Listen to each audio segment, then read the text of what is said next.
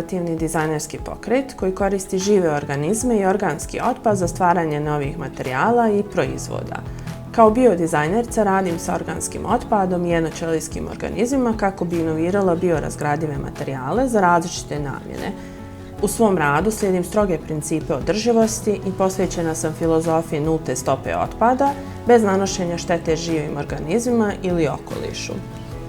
Dizajn sa biologijom prisutan je od davnina, kada su ljudi selektivno uzgajali biljke i životinje za svoje potrebe. Ipak biodizajn kao savremena disciplina koristi najnovija tehnološka dostignuća za stvaranje naprednih materijala, poput tekstila iz bakterijskih kultura, pločica od otpada kafe ili čak namještaja iz svijeća od ljudskih jajeta. Biodizajn integrira biologiju i dizajn sa ciljem unapređenja kvaliteta života, stvaranja održivog okoliša i podrške društvu i ekosistemu, što ga čini ključnim za budućnost.